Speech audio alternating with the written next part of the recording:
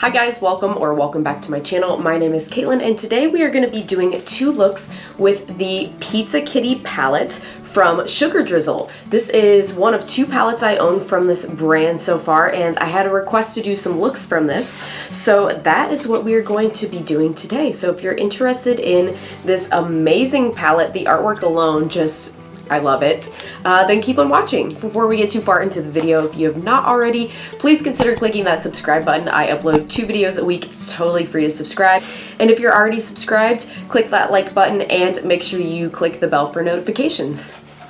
All right, let's get into the palette. So this palette is, again, from Sugar Drizzle is the name of the brand, and this palette is $41.95. It is currently sold out, but it's not limited edition to my knowledge. It should be restocking, and I had a request to do some looks because some of you already have this. So here they are. This has 12 different pressed eyeshadows, and they are all like shimmers or pressed flakies. There are no mattes or satins or anything like that. You get 1.8 grams of product in each pan, and as well, this brand is vegan and cruelty free. So there's some info about the palette.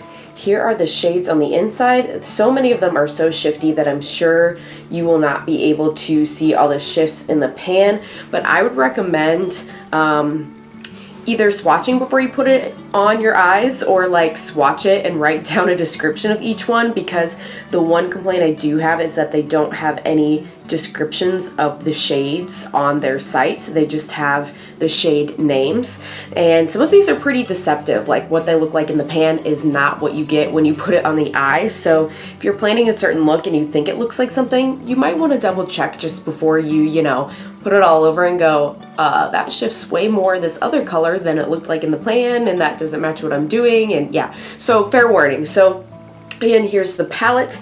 We're gonna do 2 looks today, and let's go ahead and get into look number 1. All right, let's get into the first look. So I did my complexion. I did go in with the Urban Decay eyeshadow primer potion, and to me, this palette is more of a companion palette, meaning I think you need to use other things with it. If you use it alone, it would be more of a like one shadow and done thing, which you definitely could do, but since it's all shimmers, I personally like to mix and match it with other things. Now, you could just lay down something simple like I'm gonna do today. So I'm just literally gonna take this Tarte Park Avenue Princess bronzer that I've hit pan, obviously, and I'm trying to use up, and I'm gonna take a Morphe M441, and I'm just gonna put that in the crease to give me a little bit of a matte color, although I would say this is more of a satin finish, so you could use any shadow you want to do this. A lot of times I would like to use 2 mattes, like one in the crease and one to deepen the outer corner, and then just one of these shimmers all over the rest of the lid for the look, and leave it at that for something pretty simple and achievable. But today I'm going to use multiple shimmers just because I want to show you guys as many shades in this palette as possible, so I'm just doing that bronzer in the crease and that's it. So next I am actually going to take my Ulta Beauty glitter primer. You could use the NYX glitter glue, whatever works for you, but I found this palette does get an extra pop and shine at its best when you use a glitter primer. So I'm actually going to apply this across like I'm doing a full cut crease.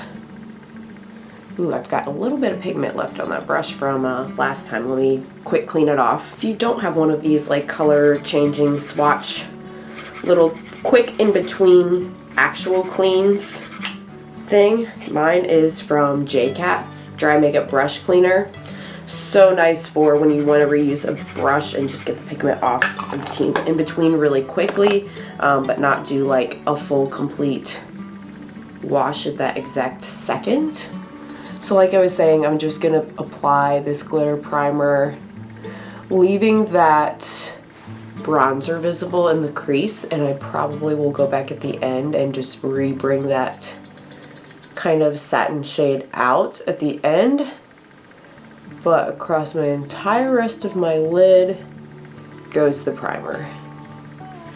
So I'm going to start with Purple Space down here. Now some of these are more of a like pressed flaky formula. Taco Cat, Moon Man, Pew Pew, and Space Meow, which are this gold and green, and then these two over here. They're more of the pressed flakies.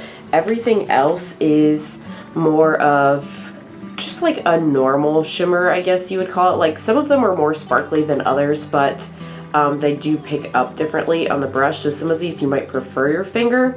With Purple Space, I think it picks up on a brush okay, although I am using the same exact brush that I use to apply the glitter primer. I find doing that, having that little bit of stickiness left on the brush, helps pick it up in the pan. And then because these are shimmers, I'm not going to like blend them in the middle per se. I just kind of like pack them on, and then I can blend the edges, because if you start to manipulate a metallic, that's generally when you're gonna get fallout. And especially since I did my base first today, I'm not looking for fallout. I'm never looking for fallout, but especially in this instance. So I'm actually going to take it, and I'm basically making like a big winged liner shape. So I went in and connected it all the way from the inner corner, and then made it more of like a deepening up color out here on the edges. And I'm doing this, if you're curious, with a Morphe M124 brush. That's what I use to apply the Ulta glitter primer, and that's what I use to put on this first shade, which again is Purple Space. Next up, I'm going to go in with Moon Man, which is this one here. That's one of the more like pressed flaky formulas. And that's going to go up here. I'm basically going to use it to fill in like the sticky part up here above this wing I created, but I'm going to leave this little third in here open for a third shade from the palette. So again, like before, kind of like packing it on, because if I blend it, not only do I find that kind of messes with the opacity, which you might want, you know, you might want something a little less opaque, totally up to you. And then I'm kind of like going all the way out to the wing, and I'm gonna kind of like blend the wing into this more pink shade. So we've got like some pink and purple action going. So here it is so far. We've got that purple kind of liner fading into the pink. And these are, if you weren't aware, they are some of the more like duo / multi-chromes depending on the shade. So this pink has like a pink to gold shift that I think looks really nice with the purple too. Lastly, I'm going to go in with Pizza Kitty right here, and I'm going to put that in the remaining portion. Now this is, I would say, in the whole palette, probably the hardest pressed, and to me kind of like, I don't know, one of the lesser impressive shadows. Like, it's fine, but it's not as magical to me as the other ones. And this one is pink, and it shifts from pink to, I don't know if I would call it light yellow or like a light green, but there is definitely a shift in that one. And I'm gonna work to blend that between Pizza Kitty and Moon Man, which is the flaky pink one. And if you feel like you went too far and you lost the last color, just dip back into the last color and kind of bring back the one that got lost until it looks the way you want it to. I'm going back in with Moon Man right now just to add that pink back in. Then I'm going to do one more go of Purple Space just to make sure this liner is intact down here at the bottom. And you can see that. And then I'm also going to take a Morphe M550 and take the same Pizza Kitty shade on my inner corner just to kind of tie it into this section because it's all right here, and I'm going to add it here and a little bit on the inner part of the lower lash line just to carry it around. Now you could leave it blank on the bottom like this. I feel like it looks a little top heavy for me personally. So first let me here go in back with the bronzer I started with, because like I said, I don't like I like the graphic like geometrical shape, but I actually like there to be a little bit more blend at the edge here. So you could take whatever matte shadow you started with, or in my case the bronzer, and I'm just going to go along the edge of the shape to try to make it not quite so much of a harsh line. I just like how that looks a lot better on me personally. Then I want a little bit of color. I'm not going to go in with the Pizza Kitty palette just because I feel like that's going to ask for a lot of fallout to be on the lower lash there with the shimmer. You could try it if you want, but I'm going to take my Morphe M508 and I'm actually going in the Michaela X Glam Light palette, and I'm going to add a little bit of MJ, which is this lighter matte purple.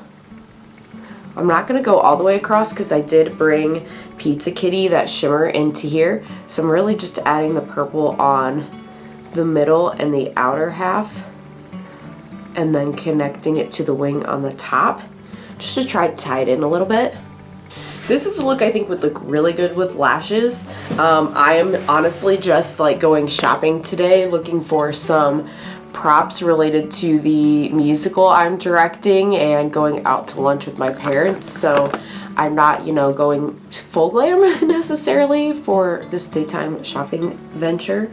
So I'm just gonna do mascara and some lips, and I will be back with the final look. Here is the final look. I did end up adding a little bit of the LA Girl Pastel Dreams Auto Liner in Baby Pink in my waterline. But yeah, here's just a little demonstration of what you can do with the Pizza Kitty palette by Sugar Drizzle. This is the end of look 1, and we're gonna go ahead and get into look 2. Alright guys, so as I am prepping for look 2, a couple things I wanted to note about the palette. So yesterday, look 1, I actually wore that look for about 12 hours. Like, took a nap in the middle of the day, everything, okay? So after 12 hours, I mean, honestly, before that, probably around the, I don't know, 8 or 9 hour mark. Didn't help that I took a nap, but I did have like creasing and separating in the shadow there. I find that happens to me a lot with those kind of like pressed flaky formulas. Like, I've had that exact same thing happen if I wear the shadows for a long time that are that same similar consistency from Unearthly Cosmetics, from Killer Queens Cosmetics. So I wouldn't say that's something Sugar Drizzle specific, but that is something to note with these more like pressed flaky shades. And then I will also say, you can't really see it now because I did like work out and shower today, but when I took my makeup off last night, purple space, there was staining on my eyelid. It was pretty pink, which I usually don't stain on my eyelids. And like I said, it's gone today, but just wanted to note that. Doesn't really bother me that much just because I wear makeup and eyeshadow almost every single day.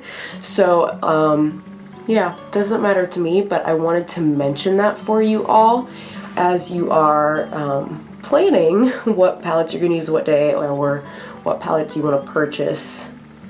Consider the staining and the longevity of the products. Alright, so I started out with the same bronzer just to kind of set my eyeshadow base. That's just what I like to do. You don't have to do that. And I'm going to use some different shades today. And I'm going to start actually with Space Dog. And I'm going on a Morphe JS6, and I'm just going to use this to deepen up the outer corner a bit. And just like yesterday, since this is an all shimmer palette, I'm trying to kind of pack the color where I want it instead of like blending it per se, like it were a matte or a satin, because once again, I have my complexion done and I'm not looking to have any fallout. Alright, so there we've got a little bit of depth built up on the outside. Next, I'm gonna go in with Space Blaster, which is this kind of like purpley shade. Hopefully they're showing true to color on camera here. And I think I'm actually just gonna go in with the opposite side of the same brush here. These are not the like flaky formula, they're just kind of the regular shimmer formula. That isn't packing too much of a punch though, actually. Like the first one was fine, the second one, it's a little weak. I'm gonna go ahead and did what I did yesterday. Let me find that brush. And I am going to use my Ulta Glitter Primer just to help this really give its best shine here. And today though, unlike yesterday, I'm just gonna do kind of like a faux half cut crease with the glitter primer. Yesterday I did more like a faux full cut crease. So I got a little bit in my lashes there. And I'm just going to that first shadow I laid down. Let's try going into Space Blaster with that tacky brush and see if that gives us any more pigment. This is the first time I'm using this shade. Maybe it's just not as pigmented because it's not really picking up. Okay, one last try. We're gonna go in on the finger and see if it works that way. Okay, so for this one, the finger is the best. Most of the other ones I've been able to pick up with a brush okay, but for some reason, this one in particular, Space Blaster, just was not picking up on a dry brush or a tacky brush. So, FYI, if you use that one, it's kind of like a purple pinky shift. Finger is gonna be the best for that one, people.